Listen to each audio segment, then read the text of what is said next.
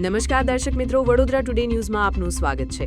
મુખ્યમંત્રી ભૂપેન્દ્ર પટેલના હસ્તે વડોદરામાં પીએમ ઈ-બસ સેવાનો ભવ્ય પ્રારંભ કરવામાં આવ્યો છે, જે વડોદરા મહાનગરપાલિકાના ગ્રીન અને ક્લીન સિટીના સંકલ્પ તરફ વધુ એક મજબૂત પગલું છે। હવે સંસ્કારી નગરીના માર્ગો પર આધુનિક, પ્રદૂષણ મુક્ત અને સંપૂર્ણ એસી ઈ-બસો દોડશે, જેનાથી નાગરિકોને વધુ આરામદાયક અને સુરક્ષિત જાહેર પરિવહન સેવાનો લાભ મળશે।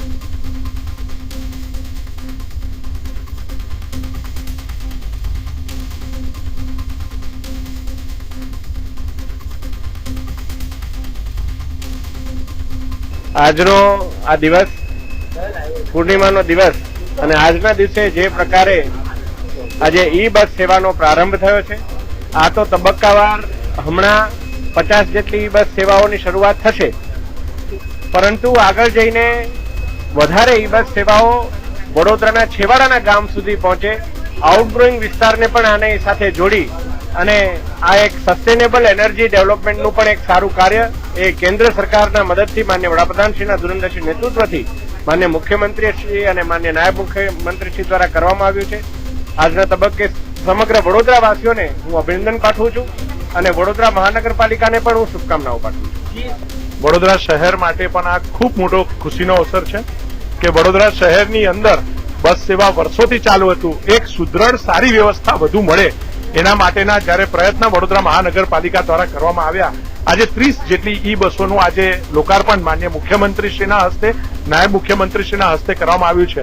વિશેષ રૂપે મારા માટે પણ આજે એક વિશેષ ખુશીનો દિવસ છે, કારણ કે જ્યારે મેયર કાર્યકાળ પૂરો થતો હતો અને એક દિવસ સિટી એન્જિનિયર જ્યારે સહી લેવા માટે મારી પાસે આવ્યા કે 10 લાખ રૂપિયા આપણે આ ભરવાના છે ઈ બસ માટે અને આની હજી બધી મંજૂરી બાકી છે, ત્યારે એક ડિસિઝન લઈને મુખ્ય અગ્રણીઓ જોડે ચર્ચા કરીને એક ડિસિઝન લઈને 10 લાખ રૂપિયા ભરાવતા આજે પહેલી 30 ઈ બસ આપણને મળી છે। ટોટલ 200 થી 250 ઈ બસ જ્યારે વડોદરા શહેરને મળશે તો વડોદરા શહેરની પરિવહન સિસ્ટમ આખી બદલાઈ જવાની છે। જેમ હેમાંગભાઈએ કહ્યું એ પ્રમાણે વડોદરા શહેરમાં આજે બધા સેન્ટ્રલ ડેપોથી બધા જ રૂટ ચાલુ થાય છે। હવે સર્ક્યુલર રૂટોની પણ શરૂઆત થવાની છે। નજીકના પાદરા, સાવલી, નિમેટા, અજવા, વાઘોડિયા સુધી આપણી ઈ બસ દોડે એનું પણ ખૂબ સુંદર મજાનું આયોજન વડોદરા મહાનગરપાલિકા દ્વારા કરવામાં આવ્યું છે। તો વડોદરા મહાનગરપાલિકાને અને એમની ટીમને અને એની સાથે રાજ્ય સરકાર અને કેન્દ્ર સરકાર પ્રધાનમંત્રી શ્રી ઈ બસ યોજના હેઠળ જ્યારે આપણને વડોદરા મહાનગરપાલિકાના બસ મળી છે, હું ખૂબ ખૂબ શુભકામનાઓ અર્પણ કરું છું। આ વર્ષ તમામ લેટેસ્ટ અપડેટ માટે જોતા રહો વડોદરા ટુડે ન્યૂઝ।